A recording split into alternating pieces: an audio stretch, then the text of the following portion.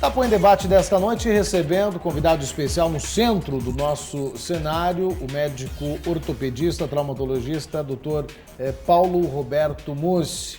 Muitos convidados aqui, Marilena Sossé representando a TV Sudeste, Rubens Camargo, do Jornal BR-1010, Claudemir Zanco, nosso biruba aqui da Guerra Comunicações, e o Dr. Edwin, professor, médico e professor também da FADEP. Fique à vontade, Dr. Edwin. Muito obrigado. Dr. Mussi, na resposta anterior, do bloco anterior, o senhor mencionou um ponto importantíssimo, que é a relação médico-paciente. Uma relação individual que nenhum convênio ou nenhuma legislação pode definir. É uma relação entre duas pessoas, uma que precisa, outra que pode dar uma ajuda, é uma questão de vocação, como o senhor falou. E o senhor conhece, viajou por muitos lugares do mundo e conhece também as legislações existentes em muitos desses lugares. E aí temos uma entrada, às vezes abusiva, do sistema jurídico, o direito, os advogados, dentro da parte do trabalho médico, tentando julgar coisas que nem conhecem. Um exemplo, um caso de idiosincrasia e um caso de erro. Idiosincrasia como uma resposta anômala do organismo que ninguém pode prever, e erro ou negligência, que pode ser uma questão completamente diferente. E eles confundem porque não conhecem.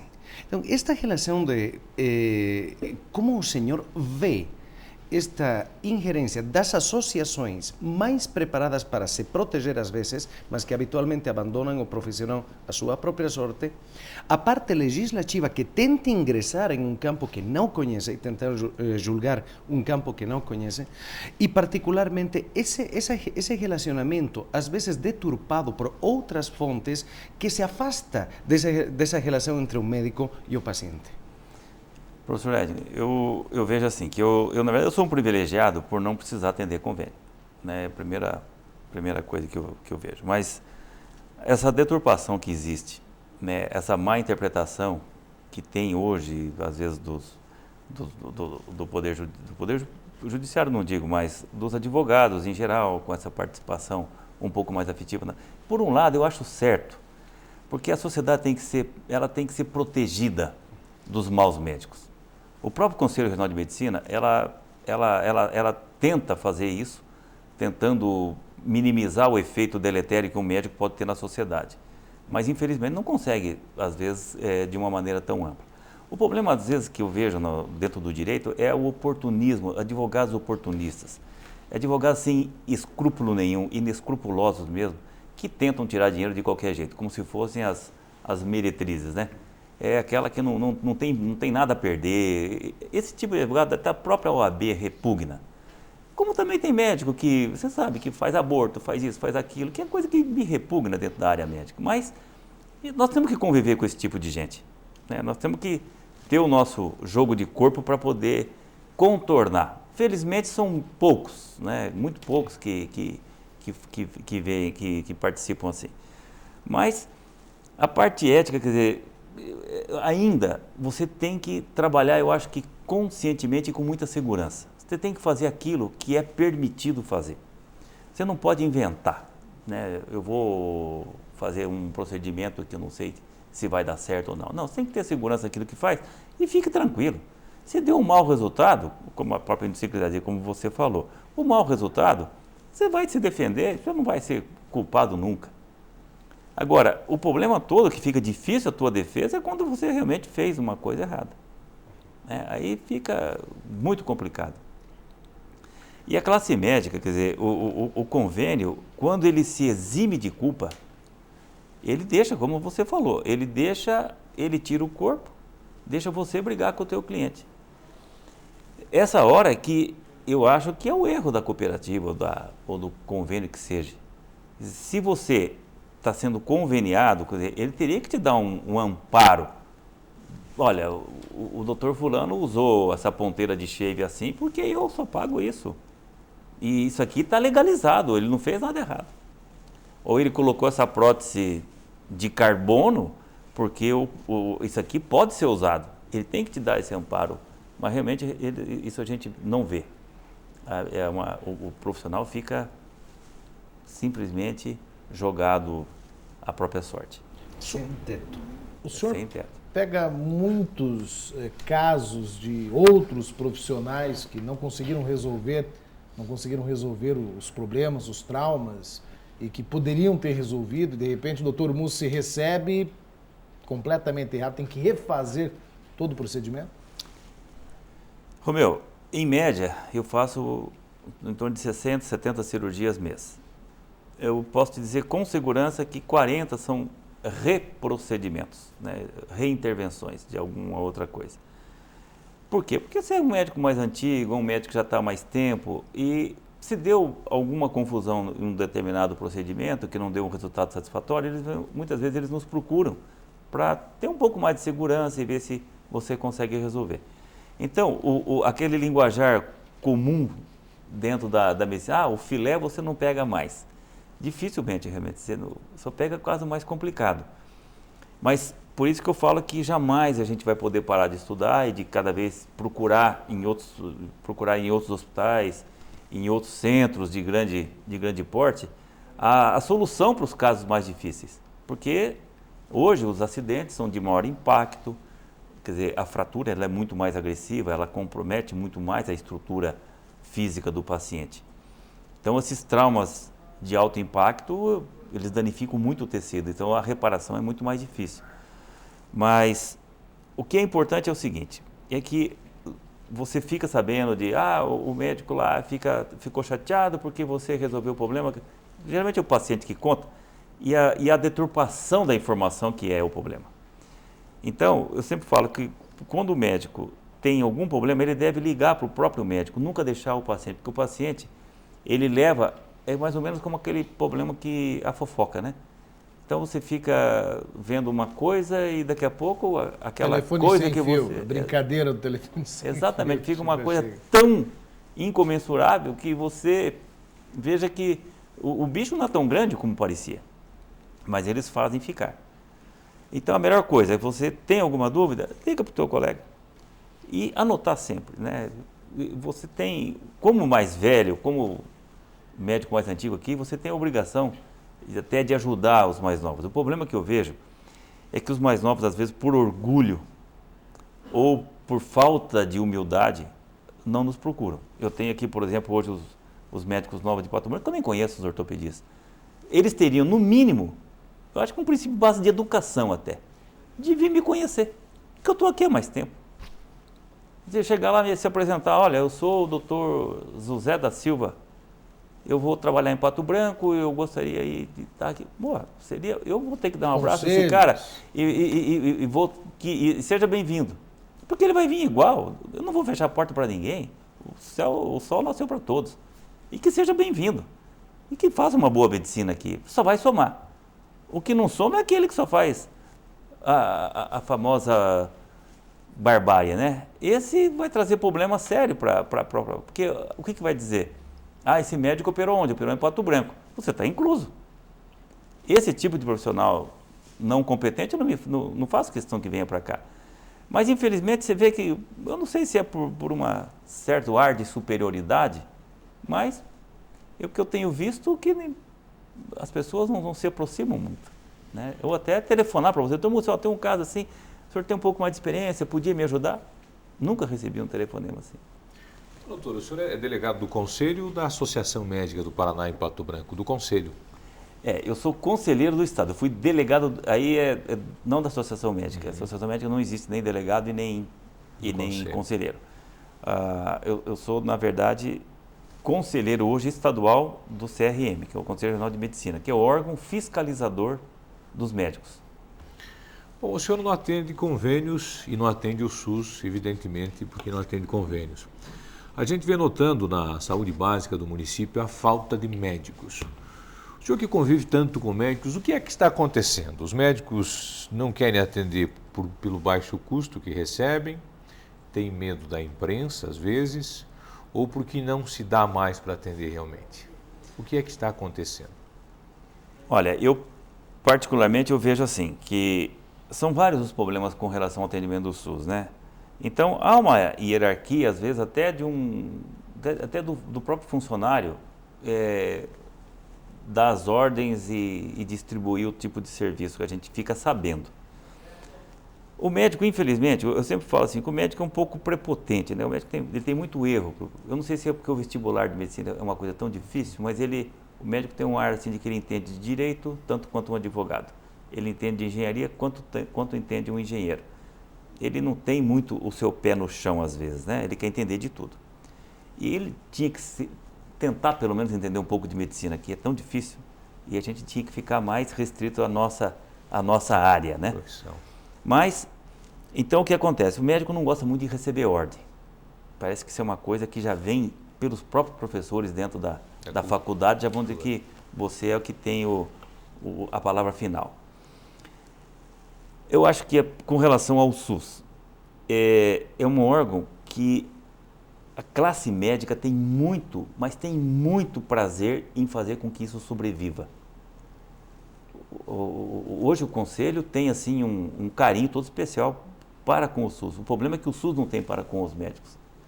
Então haveria uma maneira de se conversar mais, porque a população que mais precisa de médico é a população carente, que tem uma alimentação pior, que não tem acesso a tal da medicação que às vezes precisa. Então essa é que mais precisa do médico e essa que menos tem acesso. Ou aquele atendimento que ele chega, o médico nem conversa, ou fala, bom dia, boa tarde, que senhor, gente, dor nas costas, ou faz uma radiografia no máximo, mas nem põe a mão no paciente. Por quê? Ou ele está descontente, ou ele recebe pouco, esse descontentamento então vem em função do mau salário, as condições de trabalho muitas vezes...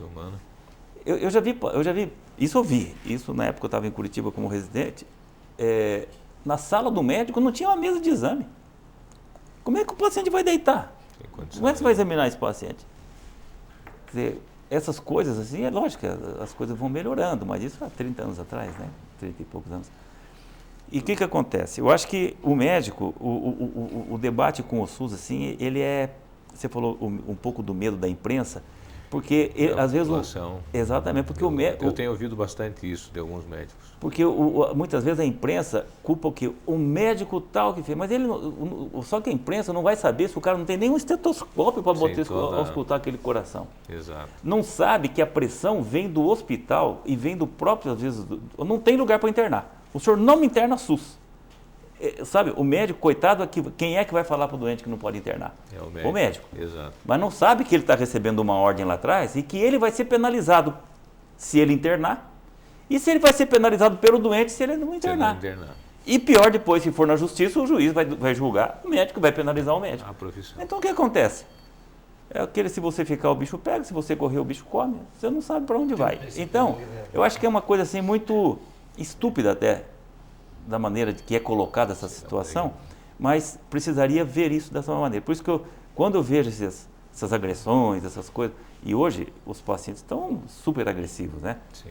A minha filha, que está fazendo endocrinologia em São Paulo, está lá na Santa Casa, ela trabalhava num hospital que ela foi agredida por um rapaz que, na verdade, estava drogado, mas não interessa, porque não tinha segurança na hora ali. O cara chegou, não foi atendido na hora, ele estava lá com dor, que tinha se machucado, bum!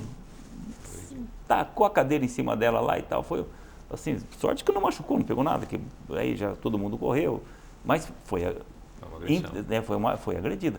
Com que segurança você vai trabalhar? Tem mais a questão de segurança. Quer dizer, você não tem nem a segurança para trabalhar, então, e para ganhar um mísero... Existe alguma alternativa, existe alguma saída para mudar isso? Ah, existe. Tem a boa vontade, sabe? Primeira coisa, uma organização, tratar o paciente como um ser humano. Porque tem paciente que é barraqueiro mesmo, você sabe. Sim, que tem, né? Tem, na área particular também está cheio de barraqueiro, aqueles, principalmente os que acabam financeiramente, se acham hoje que estão um pouco melhor de vida, alguma coisinha que atrasar um pouco a consulta, alguma coisinha que não deu certo, já faz um tendel. Mas isso é aquele ser humano que já é complicado mesmo, né? Mas existe maneira, eu acho que existe sim, sabe? Um agendamento, Olha, São José do Rio Preto, que é onde minha família, o tronco da minha família é de lá, mas você precisa ver a qualidade do atendimento do SUS no Hospital das Clínicas de lá. E o próprio hospital, ele consegue reinvestir com os próprios recursos numa ressonância magnética de última geração, consegue reinvestir com os recursos que ele tem do próprio SUS ali dentro. Então, eu não vejo que a coisa é ruim, o problema é administrativo. Há os recursos, mas estão mal distribuídos. Sem dúvida. Continua assim. Só para constar, doutor, acho que o senhor deve, claro, estar sabendo que o Conselho Federal de Medicina organiza uma manifestação, né, que acontece agora de 17, no caso amanhã, não sei que dia o programa vai ao ar, que médicos de todo o Brasil estarão em Brasília, né, no Congresso Nacional, defendendo então essas melhores condições do trabalho dos médicos e essa revisão de valores que são repassados, né, pelo SUS, para constar, né, que tem tudo a ver aqui com o que está sendo discutido. Mariana, só para você ter uma ideia, parece que fazia mais de 10 anos que não havia reajuste com relação ao pagamento dos médicos. Quer dizer, por que, sabe, o médico não pode ter greve, não pode fazer isso, não pode fazer aquilo, né? E deixa pelo menos uma linha de atendimento para emergência. É claro que fica muito complicado para o médico, mas você pode ter certeza que a menina dos olhos dos médicos, na sua maioria, que nem todos, mas os conselhos, principalmente regionais de medicina, as associações médicas, é a preservação do SUS e até a melhoria de atendimento. O que precisa dar é condição do médico fazer uma medicina decente. Gostaria de retomar duas situações. Uma do seu apontamento enfático em relação aos advogados aproveitadores, os oportunistas em relação aos fatos de erros médicos ou por aí afora. E outra sobre a sua citação também, de certa forma, contundente em relação aos ortopedistas novos da região, da cidade, que não procuraram para uma visita de cortesia. O senhor poderia expressar mais esta questão, respondendo-se em relação aos advogados? Teve muito trabalho, muitas ações ou tentativas de acordos, por aí, enfim, como é que fica? Não é isso, não tenho. É que eu, como sou do Conselho Regional de Medicina, aqui, graças a Deus, aqui é uma região muito, muito pacífica. Mas o que eu vejo, por exemplo, o que eu quero te dizer, porque como eu sou conselheiro, a maioria dos processos e tal, principalmente quem é da área de ortopedia, acaba na minha mão. E você lendo, você vê que é uma tentativa de extorsão, na grande maioria. E tem os que são reais, que têm necessidade. Porém, o que, para sorte nossa, contundente que eu fui com relação à agressão que eu vejo, que muitos advogados, eles direcionam o seu lucro. É o meio deles. Não condeno. Só que o que eu condeno é a desonestidade. É isso que eu condeno. Então, os advogados oportunistas, eu volto a falar, advogados oportunistas. Por exemplo, eu tenho um paciente daqui que fez uma cirurgia cardíaca e teve que ser refeita essa cirurgia em Curitiba. Esse paciente, o problema, na verdade, foi porque essa válvula não estava funcionando bem. Não teve erro médico absolutamente nenhum. Mas, logo no pós-operatório em Curitiba, a família receberam a visita de 2 advogados que estavam praticamente dentro do hospital, querendo ver se acionava ou não o médico. Mas, aonde tem cabimento uma ação desse tipo, que, na verdade, o problema era até, não contra o médico, mas não tem absolutamente nada. Então, o que é? Vai processar, então, o fabricante da válvula que fabricou com algum defeito, né? Mas não, o que eles querem, porque o médico tem vergonha quando vai num fórum, e fica mesmo, e ninguém consegue trabalhar em paz. Se você é acionado judicialmente, alguma coisa desse tipo, você não fica em paz, ninguém fica. E o médico, você vê que está, e o que a gente orienta, não faça acordo nunca, nada de acordo. Acordo é a pior coisa que se pode fazer. Sabe? Diretamente, o senhor teve alguma experiência aqui, não esta do Conselho? Não. Assim, é que eu sou nomeado muitas vezes perito. Tá? Então, eu sou perito uma grande maioria das vezes. E a tentativa sempre que vem, vamos fazer acordo, faz um acordo, encerra por aí, faz acordo, encerra por aí. A orientação que nós damos a todos os médicos, não faça um acordo. Principalmente se você está ciente que você fez a coisa certa. Se você tem culpa no cartório, aí fica até o critério. Se você acha que vai levar menos prejuízo ou não. E em relação aos novos? Não, em relação aos novos, não é que pelo contrário, eu acho que se eu estou chegando numa cidade nova para trabalhar, eu iria visitar os médicos mais antigos. Acho que isso seria o mínimo que eu poderia fazer. É simplesmente isso, mas não estou agredindo ninguém. Não, nesse sentido. Eu estou achando que isso é uma questão até de educação. Sim, bem certo? citado. Eu, pelo menos, a criação que eu tive foi que eu acho que não custa nada você lá dar um bom dia. Doutor, eu sou o Rubens, estou começando a minha vida como ortopedista aqui na cidade. Gostaria de me apresentar. Se o senhor precisar de mim, eu estou às ordens. Mas isso, simplesmente isso, nada de... Doutor, o que é que tem de novidade, digamos, dentro da ortopedia? E hoje pode-se salvar tudo? Tudo que é acidente, que tem fraturas, dá para se montar o cidadão? Se faz tudo com as tecnologias novas?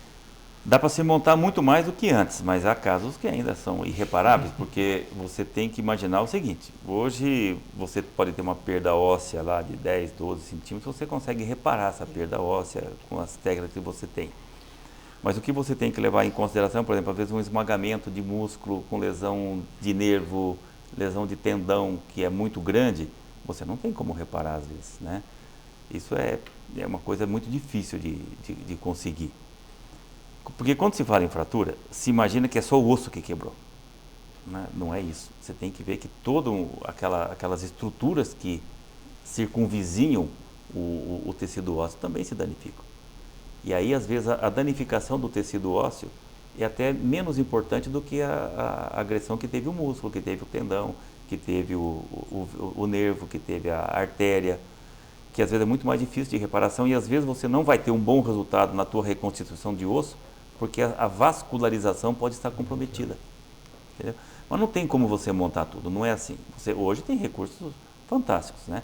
Inclusive o senhor recebeu a homenagem como bicho do Paraná por uma técnica de alongamento que o senhor estudou, o senhor fez. Como seria essa técnica? Isso, essa é a técnica russa chamada Ilizarov, né? Que eu tive lá na Rússia, em Kurgan, que é a cidade onde nasceu o método, que é na Sibéria, na verdade. Ela é uma técnica que você pode alongar o membro, você pode fazer um transporte de osso, você pode corrigir deformidades angulares, você pode alinhar o membro. Ela é uma técnica que, na verdade, é uma outra medicina, é um outro aprendizado de ortopedia. Você faz praticamente, quando eu estive lá, eles fazem tudo com Ilizarov. Hoje estão fazendo até coluna, estão operando com Ilizarov. É uma medicina completamente diferente da nossa. Alguns falam, nossa, mas é uma coisa muito agressiva você ver aqueles anéis na perna de uma pessoa. Realmente dá uma má impressão, ela é um pouco agressiva, mas você consegue, o resultado é tão bom, eu sempre falo, o médico que vai fazer ortopedia, que vai para o interior, é obrigatório aprender Ilizarov. Por quê? Porque ele consegue resolver os grandes problemas que a ortopedia apresenta. Ele sabendo montar, e que não é fácil, porque muitas vezes o médico acha que ele é um fixador externo, que o fixador externo é uma coisa bem simples, que você pode pôr no pronto-socorro quando tem uma fratura ali, que você estabiliza temporariamente uma fratura. Mas o método de Ilizarov é um método, não é um fixador circular. Ele te facilita a vida e muito. Bom, esse é o nosso convidado especial do Itapuã em Debate de hoje, Dr. Paulo Roberto Mussi, um dos grandes nomes da nossa medicina pato-branquense, regional e também brasileira. No próximo bloco, no último bloco, nós vamos continuar o papo, vamos conhecer um pouco mais do trabalho que pensa o profissional, o cidadão Paulo Roberto Mussi no Itapuã em Debate de hoje. A gente já volta.